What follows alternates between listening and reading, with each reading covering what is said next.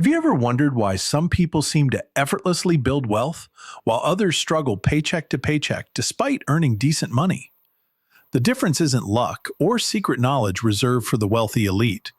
It's understanding a few fundamental financial principles that anyone can master. Today, I'm going to share the essential financial knowledge that could completely transform your money situation. And by the end of this video, you'll have a roadmap to financial security that most people never discover. Let's start with something that might shock you. The average American has less than $400 in their savings account. That's not a typo. Meanwhile, financial experts recommend having at least 3 to 6 months of expenses saved for emergencies.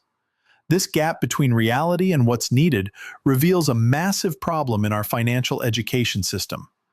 We're taught algebra and history in school, but somehow basic money management gets left out of the curriculum. The first thing you need to understand about finances is that it's not really about math. Yes, numbers are involved, but at its core, personal finance is about behavior and psychology. You can have all the spreadsheets and budgeting apps in the world, but if you don't understand why you make certain financial decisions, you'll keep repeating the same mistakes. Think about it this way. Have you ever made an impulse purchase you later regretted? Of course you have. We all have. That purchase wasn't a math problem. It was an emotional decision disguised as a logical one. Understanding this distinction is crucial because it means improving your finances isn't just about learning formulas. It's about changing habits and mindsets. The foundation of all financial success starts with something deceptively simple: knowing where your money goes. This sounds obvious, but studies show that most people underestimate their spending by 20 to 30%. That's like having a leak in your bucket that you don't even know exists. You can pour in as much water as you want, but it's never going to fill up. Creating a basic budget isn't about restricting yourself or living like a monk. It's about awareness and intentionality. When you track your spending for just 1 month, patterns emerge that might surprise you. Maybe you're spending more on subscription services than you realize. Or perhaps those coffee runs add up to more than your monthly phone bill. The goal isn't to eliminate all enjoyment from your life. It's to make conscious choices about where your money goes, instead of wondering where it went. Once you have visibility into your spending, the next critical concept is the difference between needs and wants. This seems straightforward, but modern marketing has blurred these lines significantly. We live in a society that constantly tells us we need the latest gadgets, fashion, and experiences to be happy or successful. Learning to distinguish between genuine needs and manufactured desires is a superpower in today's economy. Here's a practical way to think about it. Before making any non-essential purchase, especially larger ones, implement a waiting period. For purchases under $50, wait 24 hours. For purchases under $500, wait 1 week. For anything larger, wait 1 month. You'll be amazed how many things you thought you desperately needed suddenly lose their appeal when you give yourself time to think. Emergency funds represent another cornerstone of financial stability, yet they're often misunderstood. An emergency fund isn't about preparing for the apocalypse. It's about handling life's inevitable curveballs without derailing your financial progress. Car repairs, medical bills, job loss, or home maintenance issues happen to everyone eventually. When they happen to people without emergency funds, these situations often lead to debt, which creates a downward spiral. The traditional advice of saving 3 to 6 months of expenses can feel overwhelming, especially if you're starting from zero. Instead of getting paralyzed by the big number, start with a more achievable goal. Even having $500 saved can prevent many financial emergencies from becoming financial disasters. Build this foundation first, then gradually increase it over time. Now let's talk about debt, which is arguably the biggest obstacle to financial progress for most people. Not all debt is created equal, and understanding these differences is crucial for making smart financial decisions. There's good debt and bad debt, and the distinction can dramatically impact your financial future. Good debt typically involves borrowing money for assets that appreciate in value or generate income, Mortgages often fall into this category because real estate generally appreciates over time, and the interest may be tax deductible. Student loans can be good debt if the education leads to significantly higher earning potential. Business loans that fund profitable ventures also qualify as good debt. Bad debt, on the other hand, is money borrowed for consumption or depreciating assets. Credit card debt for vacations, dining out, or shopping sprees falls into this category. Car loans, while sometimes necessary, are generally bad debt because vehicles lose value rapidly. The key difference is whether the borrowed money helps build your net worth or diminishes it. If you're carrying bad debt, especially high-interest credit card debt, eliminating it should be your top financial priority after establishing a small emergency fund. The mathematics are compelling. If you're earning 2% in a savings account, but paying 18% on credit card debt, you're guaranteed to lose money by saving instead of paying off the debt. There are two popular strategies for debt elimination: the debt snowball and the debt avalanche. The snowball method involves paying minimum payments on all debts while putting any extra money toward the smallest balance first. Once that's eliminated, you roll that payment into the next smallest debt. This creates psychological momentum and quick wins that keep you motivated.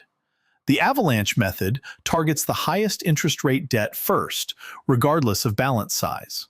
Mathematically, this saves more money over time, but some people struggle with the motivation because progress feels slower initially. Choose the method that matches your personality. The best debt elimination strategy is the one you'll actually follow consistently. Understanding credit scores is another essential piece of financial literacy. Your credit score affects more than just loan approvals. It influences insurance rates, rental applications, and sometimes even employment opportunities. The good news is that building and maintaining good credit isn't complicated once you understand how credit scores work. Payment history accounts for 35% of your credit score, making it the most important factor. Simply paying all your bills on time every time will gradually improve your score. Credit utilization, which is how much of your available credit you're using, makes up 30% of your score. Keeping this below 30% of your limits, and ideally below 10%, significantly boosts your score. The length of your credit history contributes 15%, which is why closing old credit cards can sometimes hurt your score. The types of credit you have and new credit inquiries each account for 10% of your score. Understanding these factors helps you make informed decisions about credit management. Investing might seem intimidating, but it's not optional if you want to build long-term wealth. Inflation quietly erodes the purchasing power of money sitting in low-interest savings accounts. What costs $1 today will cost more in the future, which means your dollars become less valuable over time if they're not growing. The key to successful investing isn't picking individual stocks or timing the market. It's starting early and staying consistent. Thanks to compound interest, time is your most powerful ally in investing. Someone who starts investing $100 monthly at age 25 will likely have more money at retirement than someone who starts investing $300 monthly at age 35, even though the second person invests much more money. For beginners, low-cost index funds offer an excellent starting point. These funds automatically diversify your investment across hundreds or thousands of companies, reducing risk while capturing overall market growth.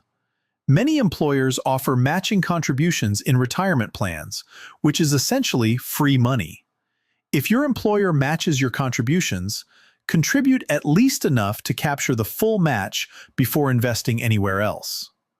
Tax planning represents another often overlooked aspect of financial management. Understanding basic tax concepts can save you thousands of dollars over time.